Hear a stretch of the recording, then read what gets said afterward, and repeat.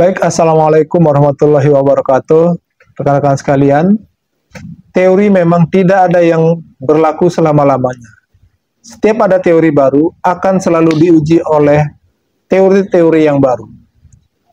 Nah, di dalam kesempatan ini saya akan meresensi sebuah buku yang berjudul Teori Moneter Modern atau Modern Monetary Theory yang disingkat dengan MMT, yang dianggap sebagai teori baru yang akan menggantikan teori-teori lama di bidang makroekonomi.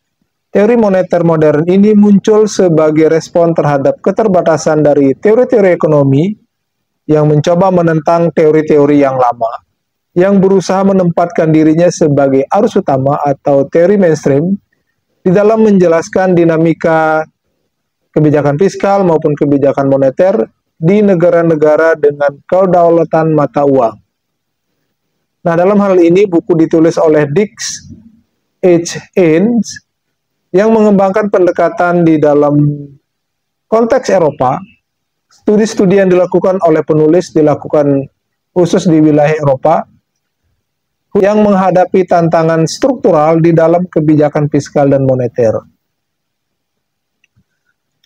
Nah, beberapa pokok poin penting di dalam buku ini, yang pertama terkait tentang penciptaan uang oleh suatu negara, di mana MMT berargumen bahwa negara dengan kedaulatan mata uang atau seperti Amerika Serikat, Inggris, dan Jepang tidak bisa bangkrut di dalam mata uangnya sendiri. Nah, ini argumen utama dari teori MMT atau teori modern moneter ini yang mengatakan bahwa negara dengan kedaulatan mata uang seperti Amerika Serikat, Inggris, dan Jepang tidak akan bisa bangkrut di dalam mata uangnya sendiri. Pemerintah dapat menciptakan uang melalui belanja fiskal, bukan bergantung pada pajak atau utang yang terlebih dahulu.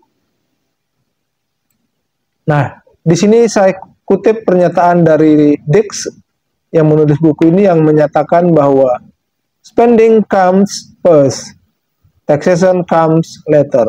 Jadi ini kutipan yang khas dari Dix sebagai penulis ini yang menyatakan bahwa belanja itu datang lebih awal, sedangkan pajak datang kemudian.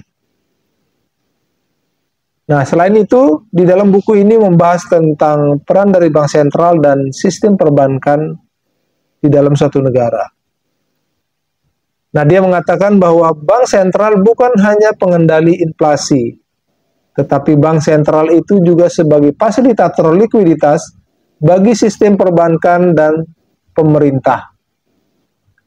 Nah, dalam hal ini MMT menekankan bahwa cadangan bank sentral adalah instrumen yang bersifat teknis, bukan pembatas dari anggaran. Kemudian terkait dengan inflasi sebagai batas nyata, batas pengeluaran dari pemerintah bukan terbatas pada defisit anggaran yang dialami oleh satu negara, tetapi yang menjadi batasan adalah kapasitas ekonomi yang real atau kapasitas sektor real di dalam suatu negara tersebut.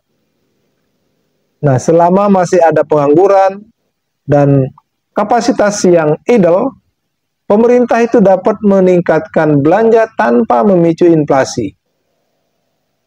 Berbeda tentunya dengan teori sebelumnya yang menyatakan bahwa kalau terlalu banyak belanja, maka akan menyebabkan inflasi karena permintaan meningkat.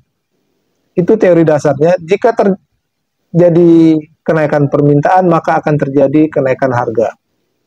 Nah, ini yang ditentang oleh Dix di dalam teori MMT ini, bahwa inflasi itu tidak disebabkan oleh berlebihnya belanja oleh pemerintah.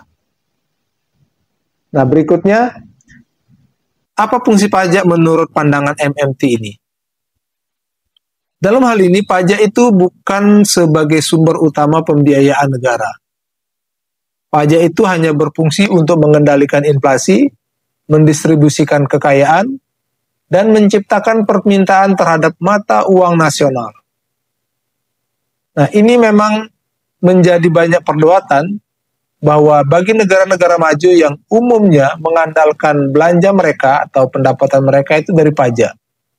Padahal menurut Dix, pajak itu bukan sebagai sumber utama pendapatan negara, tetapi dia punya fungsi yang tiga tadi. Mengendalikan inflasi, mendistribusikan kekayaan, jadi yang kaya dipajakin, yang tinggi, orang miskin dikasih subsidi. Itu fungsi pajak. Kemudian yang terakhir menciptakan permintaan terhadap mata uang di dalam negara tersebut. Jadi keliru besar bagi negara-negara yang mengandalkan penghasilannya dari pajak. Ini menurut Dix di dalam teori MMT ini. Nah, kemudian apa kritikan Dix terhadap kebijakan defisit? MMT menolak pandangan bahwa defisit fiskal itu akan selalu buruk. Tetapi sebaliknya, defisit itu dapat menjadi alat untuk mencapai kesejahteraan sosial dan stabilitas ekonomi. Kita hampir setiap tahun, karena menganut sistem anggaran yang defisit, maka defisit dari anggaran tersebut selalu ditutup dengan utang. Ini yang dianggap keliru oleh teori modern monetary theory ini. Bahwa defisit itu tidak perlu dikhawatirkan. Justru defisit ini menjadi peluang bagi suatu negara untuk meningkatkan kesejahteraan masyarakatnya.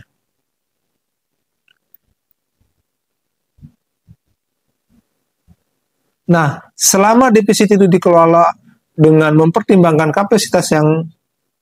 kapasitas produksi yang ideal dan inflasi yang terkendali, itu syaratnya. Jadi untuk mengatasi defisit asalkan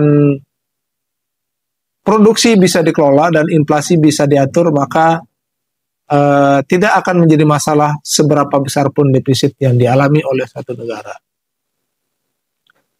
Nah, implikasinya bagi negara-negara di Eropa, Dix menunjukkan bahwa negara-negara di Eropa atau Eropa Zone ini tidak memiliki kedaulatan moneter yang penuh karena tidak bisa mencetak uang sendiri.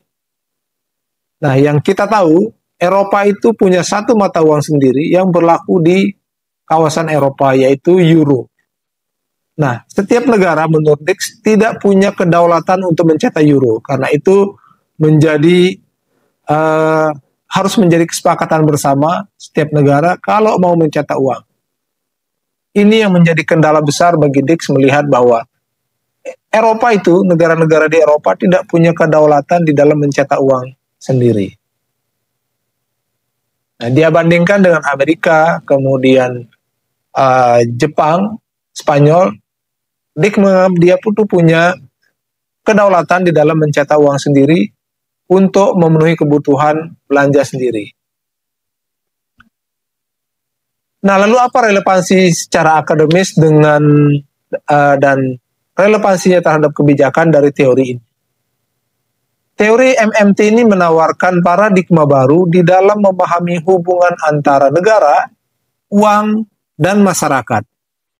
Nah, di mana posisi negara, di mana posisi uang, dan di mana posisi masyarakat?